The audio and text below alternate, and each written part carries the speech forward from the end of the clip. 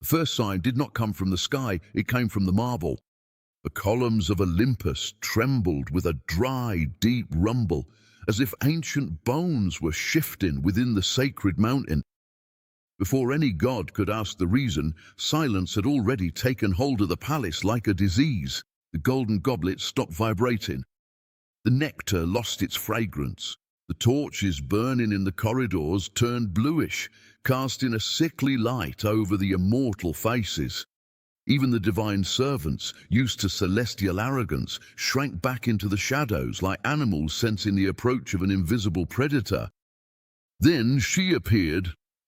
Athena crossed the central gallery without armor, without aegis, without spear, and yet she seemed more dangerous than Ares clad in iron.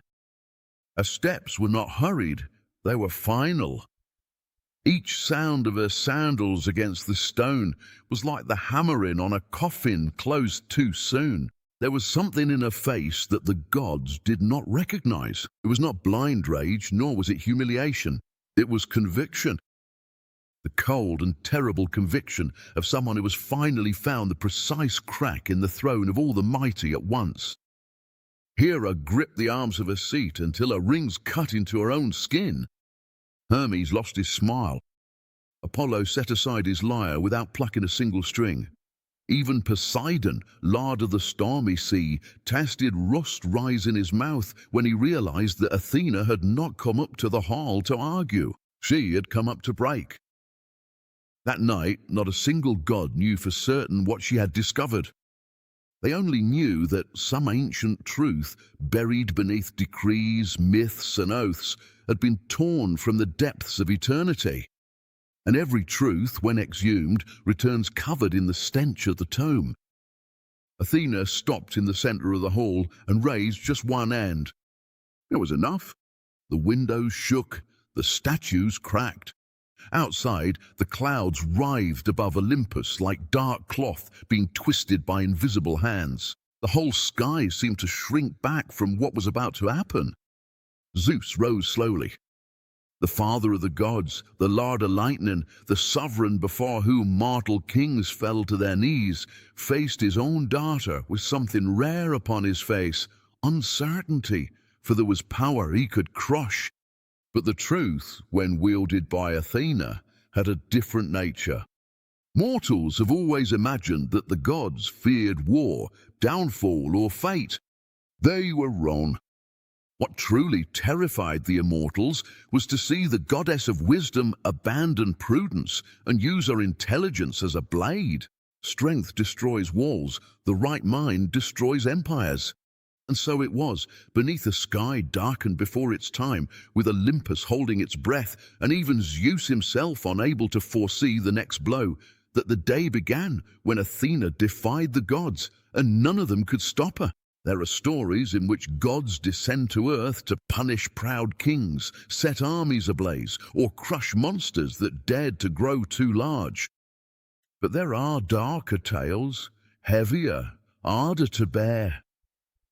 These are the ones where the terror does not come from outside, but from within Olympus itself. Today, you will enter a story where sacred marble protects no one, where crowns do not hide the rot, and where wisdom, wounded at its deepest point, decides to turn against those who always believed themselves above any judgment. Because even among the gods there is a limit, and someone has crossed it. Athena was not prone to common fits of rage. Her strength was never in the raw, but in precision. When Ares rose, there was blood and screams. When Poseidon grew angry, there were chasms and foam. But when Athena chose to act, it was the very fabric of reality that began to lose its stability. This is not a story of simple battles, nor a shallow revenge, nor an unblemished heroism. It is a tale of ancient guilt, of power rotted from within, and of a goddess who, upon discovering the weight of a forbidden truth, decided that not even Zeus's throne deserved to remain unscarred.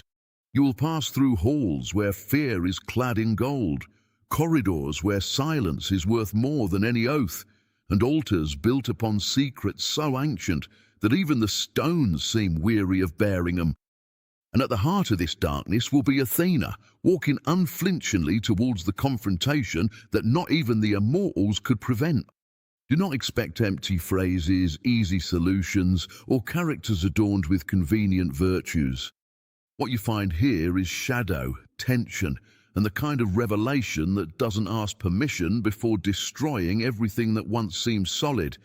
Because some truths do not arrive as light, they arrive as a blade. Before diving into this story, make sure to subscribe to the channel, leave your like, and support this space for dense, mythical, and dark narratives. Every gesture you make helps keep alive stories that don't shy away from the cruelest, most tragic, and most fascinating side of the ancient gods. And I want to see you in the comments as well. Tell me which city and state you're watching from. I want to imagine just how far this story is reaching as Athena's name travels through the night, knocks on different doors, and stirs the same shiver in distant places. Now, take a deep breath and block out the noise of the world for a moment. Imagine Olympus without music, without banquets, without its splendor. Imagine the gods sitting on their thrones like frightened statues, realizing too late that the real danger didn't come from monsters, titans, or ambitious men. It came from within. Because what begins now is not just the account of a challenge, it is the chronicle of the day Athena raised her mind against the heavens, tore through the veil of divine authority, and showed the Immortals that even they can tremble when truth decides to walk armed. Olympus awoke to a strange chill, the kind that doesn't come from the wind, but from the expectation of some as yet unnamed misfortune. The clouds hung low over the divine palaces, and the gold of the domes looked sickly, as if the very light itself had retreated a few steps, sensing what was about to come. Athena climbed the central steps without armor. She carried neither the aegis, nor the spear, nor the dark-crested helmet that had so often made kings tremble before the battle had even begun. And yet, her presence weighed more than any instrument of war. There was a silent rigidity about her, almost funereal. The servants made way without being told. No one dared to ask why the goddess walked the corridors, as if she no longer recognized that house as her own. Her steps were slow, precise, and with each touch of her sandal on the marble, the sound echoed through the galleries, as if the palace itself were counting down the seconds to its own sentence. Hera was the first to see her up close. Seated on her high throne, she immediately noticed that there was something broken in Athena's gaze. It was not a loss of control, nor was it suppressed weeping. It was an old decision that had finally found the right moment to stop hiding. That, more than anger, was what wounded the chest of the Queen of the Heavens. Hermes appeared beside a column, trying to maintain his usual lightness of expression, but the smile died before it could form. Apollo set aside his lyre, leaving his fingers motionless on the polished wood. Ares, accustomed to recognizing war by its scent, raised his head like a beast sniffing out blood. Even he realized that this was no ordinary rage. Something far more dangerous. Zeus waited in the great hall, surrounded by lightning trapped in bronze lanterns and columns engraved with ancient victories. When Athena crossed the threshold, the king of the gods did not speak. He simply watched. Between father and daughter, a silence so heavy opened up that the other immortals felt their throats go dry without knowing why. Athena stopped in the center of the hall and slowly closed her right hand. That gesture alone was enough. A crack ran across the white marble floor like a dark thread splitting open the skin of a corpse. The torches trembled. Outside, the sky changed color, taking on the shade of wet iron. Not a single god moved. "For ages," said Athena, her voice low and cold, "I have served this order. I protected cities, established laws, taught men strategy, and called justice what you called balance." She paused, and the entire hall seemed to lean in to listen to her. "Today, I know what lay beneath." Zeus then stepped down one step from the throne. The gesture was small, but on Olympus, small things often heralded catastrophes. "Choose your words carefully," he said. Athena raised her eyes. There was a metallic, cruel gleam in them, like the reflection of a blade before it strikes. "No," she replied. "Today it is you who must choose carefully." No one yet knew what truth she carried in her invisible hands. No one understood the extent of the abyss that was beginning to open beneath the feet of the gods. But everyone, from the most arrogant to the wisest, felt the same thing at that moment. Olympus was no longer a palace. It had become a courtroom, and Athena had arrived not to defend herself, but to judge. The silence that spread through the hall was not simply the absence of sound. It was a silence with weight, with temperature, with presence. The columns of Olympus seemed taller, colder, as if the palace itself had withdrawn from its masters to better witness the beginning of that ruin.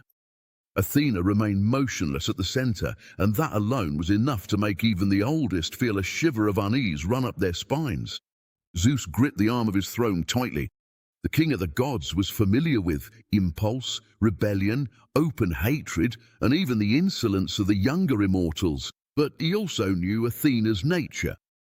He knew she would not set foot in that hall without carrying something sharper than a sword. Ares' fury exploded. Athena's was calculated, and calculation, when wounded, tends to cause damage that not even lightning can contain. Hera watched the scene with her head held high, though her chest was already gripped by a viscous premonition. Hermes stayed by the column, far too quiet for someone made of movement and language. Apollo, with his silent lyre at his side, looked like a priest before an altar about to be desecrated. Hestia did not raise her eyes, perhaps because she already sensed that certain truths, once spoken, forever change what we call home. Athena took another step forward. The sound of a sandal on the stone echoed like a broken seal. "You have held up this sky with silence," she said. Her voice did not rise, did not falter, did not tremble. It was clear, icy, almost ritualistic. You turned lies into foundations, crime into order, and called it necessity, so you wouldn't have to face your own decay. Ars frowned, bothered less by the content than by the tone. Words like those were not usually spoken so freely among the gods. Olympus tolerated envy, threats, adultery, vengeance, and whim, but it did not take well to the language of moral accusation, because there are crimes that power can still justify. There are others that only survive as long as they are not called by their true name. "You speak as if you were above everyone else," growled Poseidon, pressing his trident to the floor with force. The metallic sound echoed through the hall. Athena slowly turned her face towards him. "I am not above," she replied. "I am outside." And those two words fell into the room with such a heavy darkness that even the wind outside seemed to pause for a moment. Zeus then stood up fully. Lightning, trapped in the lanterns, trembled. "Be careful with the path you choose," he said, and his voice already carried the ancient resonance of decrees that bent kings and continents. But Athena did not back down. "The path was chosen long before me," she replied. "I was simply the first to have the courage to see where it led." Hera closed her eyes for a moment, as if witnessing her own inner wall crack. There was something unbearable about that scene. Athena did not accuse with the loss of control of the offended. She accused with the clarity of someone who had gathered evidence within herself. And evidence is more dangerous than resentment. Resentment can be dismissed. Evidence demands an answer, and an answer was precisely what the gods at that moment did not have. Outside, the clouds twisted above Olympus. The sky took on the colour of wet lead. The statues of the ancient heroes, lined up in the gardens, began to show fine cracks at their bases. Not from physical violence, but because every structure built on lies, sooner or later, feels the weight of what it tried to hide. The entire palace seemed to understand this even before its inhabitants did. Then Athena raised what she had brought hidden until that moment. Not a scroll, not a weapon, not a trophy, but a truth ready to be spoken. Her eyes cut through Zeus like a blade through wet cloth. And when she opened her mouth to reveal the name Olympus had buried for centuries, the gods finally understood why none of them could stop her. "Metis," said Athena. just stuck. A single name, short and ancient, cast into the heart of Olympus like a stone thrown into a bottomless well. But the effect was devastating. The entire hall seemed to shrink around that word. Hera lost all colour. Hermes lowered his eyes. Hestia closed her fingers around the flame, as if trying to stop even the fire from reacting. Zeus did not reply immediately, and that delay, so brief for mortals, was colossal among the gods, for the king of the sky never hesitated when the truth was on his side. His pause was a voiceless confession. Athena noticed. Everyone noticed. The name had not been cast at random. It had struck precisely where the throne had begun to rot from within. At last you have heard, Athena continued, her voice as low as a blade being drawn from its sheath. The name of the goddess who was erased from the songs, torn from the inscriptions, buried beneath decrees, and forcibly forgotten so that your glory would not reek of blood. Each word seemed to pass through the hole, leaving invisible marks on the columns, the thrones, the crowns. Apollo lifted his head as if he wanted to deny it, but he did not. There was no way he could. He, Lord of Light and Prophecy, knew how to recognize the weight of a truth when it finally found a voice. Poseidon turned his face away. Ares remained motionless, uncomfortable in a way that no battle had ever made him feel, because war he understood. This he did not. This was accusation striking at the heart of power. Metis was swallowed, said Athena. Not by chance, not by fate, not as a metaphor. She was devoured so that a sovereign's fear could disguise itself as necessity. Zeus clenched his fist. The lightning bolts trapped in the lanterns trembled, casting crooked flashes across the ceiling. Even so, he did not interrupt her, perhaps because he already knew that any word now would come too late. Athena took another step forward. And I, she said, was created as an ornament to that violence. I was turned into a miracle to hide a crime. I was celebrated as the daughter of Zeus's pure thought, while my mother's womb was reduced to silence within the legend. The sentence cut through the air like cold metal. Even the lesser gods, pressed against the walls, bowed their heads. Hera took a deep breath but could find no defense that did not seem filthy to her. For ages, she had upheld that version as one props up a cracked wall. Not out of conviction, but because the collapse would seem worse than maintaining the deceit. But there, in front of Athena, every justification sounded small, worn out, almost indecent. The Queen of Olympus realized too late that certain lies, once exposed, turn their accomplices into living ruins. You can't tear apart the order of the heavens because of the past, Poseidon tried to say, but the very phrase died before it could take shape. Athena turned her face to him and replied with an almost inhuman coldness, "You always call the past that which continues to uphold the privilege of the present." The blow was precise. No one retorted, because it was true. The crime was not dead. It still fed the throne. Outside, the sky darkened for good. The clouds swirled over Olympus like mourning in motion. In the courtyard, the statues began to lose chips of marble. A thin crack ran down the floor of the great hall until it touched the steps of Zeus's throne. It was not blind destruction, it was reality following Athena's words, as if the world itself confirmed every syllable she uttered. Then she raised her head and looked at her father without a trace of pity. "Today," she said, "you will not judge monsters, men, or kings. Today, Olympus will look at itself." And in that moment, more than the name of Metis or the accusation made, it was this promise that terrified the gods, because they all understood the same thing. Athena did not just want revenge, she wanted memory. A memory, when it decides to return, strips the gold from everything it touches. Zeus descended another step.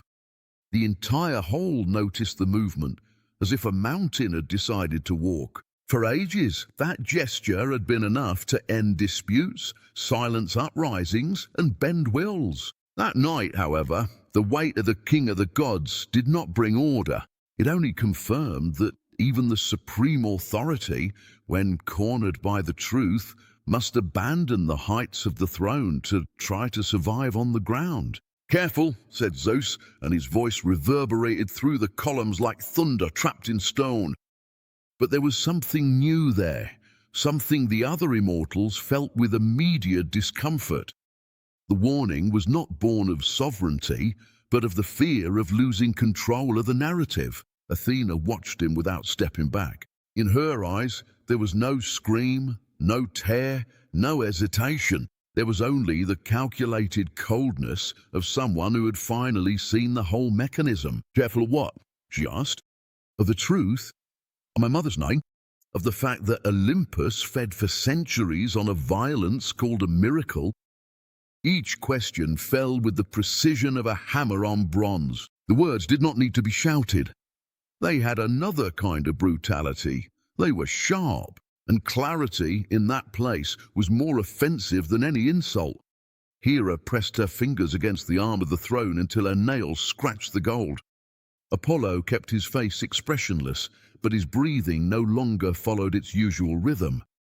Hermes seemed smaller within his own lightness, as if the agility of his nature could find no way through that thick atmosphere. Hestia remained by the flame, but now the fire at her side flickered uncertainly, as if even the sacred hearth feared what might be left of the house after that night. "I have preserved the sky," said Zeus at last, and that phrase, which in other ages would have sounded grand, now came out with the unpleasant weight of an oft-repeated alibi. Athena tilted her head slightly, like someone examining a faulty object. "No," she replied, "you preserved your own fate. You called it order, when it was nothing but your own fear dressed up as authority." Ares lowered his eyes. Even he, a lover of direct confrontation, understood that this wound would not be closed by force. The wind outside battered against the tall windows. The sky now had the colour of metal freshly salvaged from a shipwreck. The statues in the gardens were losing small chips of marble, and a murmur of cracks ran through the palace corridors, as if the very architecture were listening to the accusation and reconsidering its loyalty to its masters. Olympus, so used to being the stage for judgments, was discovering the horror of becoming the accused. Then Athena raised her hand and pointed to Zeus's throne. Not with hysteria, not with brute hatred, but with a terrible serenity of a sentence already matured. "That seat," she said, "is not stained by war, nor by error, nor by necessity. It is stained by digestion. It is built upon the silenced body of a goddess whom you erased so that power could continue with a clean face." No one dared interrupt her. Poseidon took a step, perhaps to try and contain the irreversible, perhaps just to remind himself that he was still a god of ancient greatness.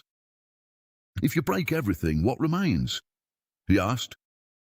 Athena turned to him without changing her expression. "What remains is what should always have existed, a truth that does not need to be buried to keep the roof standing."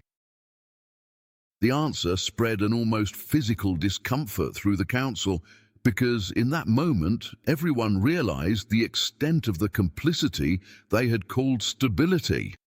Zeus raised the thunderbolt. The flashes gathered in his hand, alive, unstable, hungry for obedience. For a moment, the entire hall believed that the king of the sky would choose violence, as the powerful always do when cornered by revelation. But Athena did not move. She remained still, standing beneath the threat of the storm, and that immobility was the harshest humiliation Zeus had ever received. The thunderbolt in his hand suddenly seemed vulgar. "If you strike me," said Athena, her voice low like iron sliding against stone, "you will confirm everything before them. And if you do not strike me, you will have to listen until the end." Zeus remained motionless, his arm tense, his throat tight, the throne behind him already seeming smaller. It was then that everyone understood the true extent of Athena's challenge. She was not merely confronting the gods. She was reducing their authority to what it had always been when stripped of myth: fear, trying to rule by custom. Zeus's arm remained raised, crackling with living lightning, but the blow never came. The hall realized this even before it was willing to admit it. There was a brutal difference between power and courage, and that night the king of the gods discovered, in front of everyone, that he still possessed the former without being sure of the latter. Athena remained motionless. Her calm was not peace, it was mastery, the kind of mastery that turns an opponent's hesitation into a sentence. Hera was the first to grasp the extent of the defeat, not because she loved the truth more than the others, but because she knew the value of appearances within power. A throne does not fall only when it is destroyed. It falls when it ceases to appear invincible. And Zeus, standing before his daughter with a thunderbolt suspended and his decision rotting in his own hand, no longer looked like the absolute sovereign. He looked like a man cornered by what he had always thought he could hide. Athena then took another step forward. The marble beneath her feet groaned softly, as if the palace itself felt ashamed for having served so long an order upheld by silence. "Look closely," she said without raising her voice, and everyone looked. Apollo, Hermes, Poseidon, Ares, Hestia, Hera, even the lesser gods pressed against the columns. That is how everything remained intact for ages. Not for justice, not for wisdom, but for fear of calling the crime by its name. Zeus finally lowered his arms slowly, like someone putting down a weapon too heavy to keep holding without breaking along with it. The sound of the thunderbolt being withdrawn was slight, but in the hall it made a greater impact than any explosion. There was no battle, no glorious clash.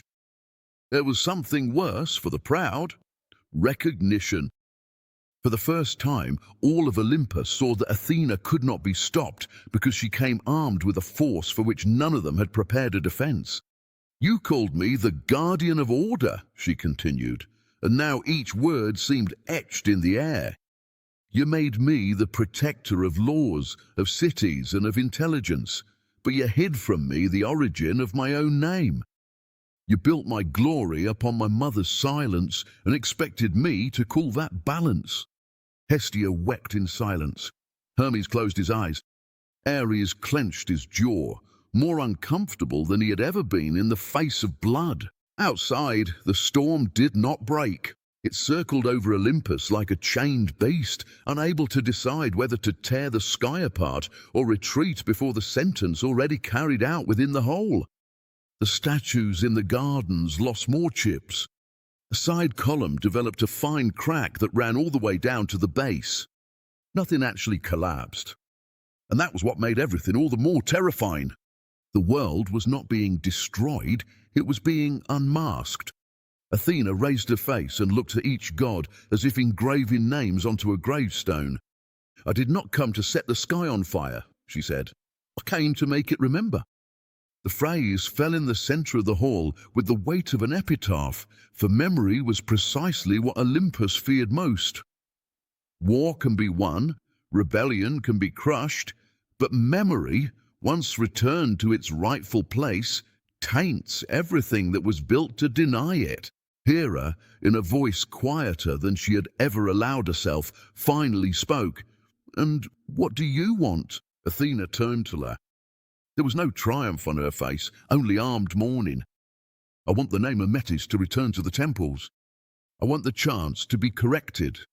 I want every altar where my origin was adorned with lies to be made to bear the truth. I want Olympus to live with what it tried to bury." No one dared to argue, and it was at that moment that everyone understood the title of that night, even though no one spoke it aloud. Athena had challenged the gods, yes, but the real scandal was not in the challenge itself.